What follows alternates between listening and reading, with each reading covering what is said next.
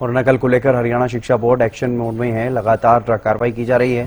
सोनीपत के चिड़ाना परीक्षा केंद्र पर नकल के खेल का भंडाफोड़ हुआ।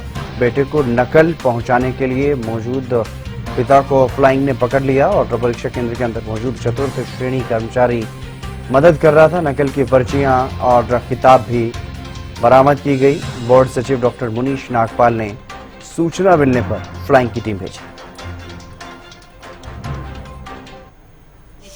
हरियाणा विद्यालय शिक्षा बोर्ड का नकल पर चाबुक लगातार जारी है और इसी कड़ी में विद्यालय शिक्षा बोर्ड के सचिव डॉक्टर मुनीश नागपाल के द्वारा जिस तरह की कार्रवाई अमल में लाई गई, अपने आप में काबिले तारीफ कही जा सकती है। जी हां, आज जिस तरह से नकल माफिया के एक सदस्य को ट्रैप किया गया था, उसके बाद कहीं ना कहीं हड़कंप मचना लाजमी सी बात है। मामला आखिर क्या था वो भी आपको बताए देते हैं। दरअसल सोनीपत के चिड़ाना गांव का पूरा मामला, जहां पर परीक्षा केंद्र के बाहर एक शख्स गाड़ी में बैठकर पेपर हल करने की कोशिश कर रहा था, नकल की पर्चियां तैयार कर रहा था। उसके बाद का वाकया जानेंगे। विद्यालय शिक्षा बोर्ड के सचिव डॉक्टर मुनीश नागपाल जी हमारे साथ हैं। सर, हरियाणा न्यूज में सबसे पहले बेहद स्वागत है आपका और एक बार फिर से साधुवाद। जिस तरह की कार्रवाई आज अमल में लाई गई, आखिर वही टेक्निक उसी तरीके से परीक्षा केंद्र के बाहर जाकर के टीम पकड़ती है, ट्रैप करती है और उसके बाद आखिर जानकारी कैसे मिली आपको? मैं बताना चाहूंगा कि आज हमें ये सूचना प्राप्त हुई कि सोनपत जिले में गोहाना के मुंडलाना में ब्लॉक में चिड़ाना गांव में बाहर एक गाड़ी में बैठकर कोई शख्स है, वो जो मोबाइल के प्रयोग से और पर्चियां बना रहा है और गाइड की सहायता से नकल की जो है व्यवस्था करने की कोशिश कर रहा है, पर्चियां बना रहा है और नकल करवाने की कोशिश में लिप्त है। तो हमारी टीम है, हमें सूचना जैसी मिली वैसी हमारी टीम जो secretary board of school education Haryana की टीम थी, तुरंत वहां पहुंची और उनको जाकर जो उन्होंने कार्रवाई की और जो पर्चियां, जो उसके पास मोबाइल मिले, जो कागजात मिले, उसका जब सेंटर के अंदर जाकर उससे मिलान किया गया, प्रश्नों से मिलान किया गया, तो उसमें जो लोग भी उसमें संलिप्त पाए गए तो उनके बारे में उचित कार्रवाई की गई और इस बारे में एफआईआर भी दर्ज की गई है, जिसमें एक पीजीटी भी शामिल है, जिसमें एक वाटर कैरियर भी शामिल है और उड़न दस्ते ने काफी सख्ती से इस पर कार्रवाई की।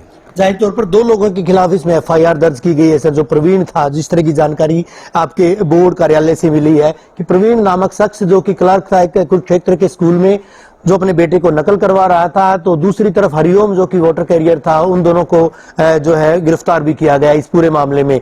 इसके बाद की अगर कार्रवाई की, पूरे दिन आज जिस तरह से जो परीक्षा हुई थी हरियाणा विद्यालय शिक्षा बोर्ड की 12वीं की हिंदी विषय की, काफी महत्वपूर्ण परीक्षा थी। परीक्षा के दौरान पूरे प्रदेश भर में किस तरह का आलम रहा सर? आज पूरे प्रदेश भर में 37 नकल के मामले यूएमसी के दर्ज किए गए और एक इम्पर्सोनेशन का भी मामला है वो दर्ज किया गया। 17 पर्यवेक्षक हैं, इस दौरान उनको उनके सेंटर से उनकी ड्यूटी से रिलीव किया गया।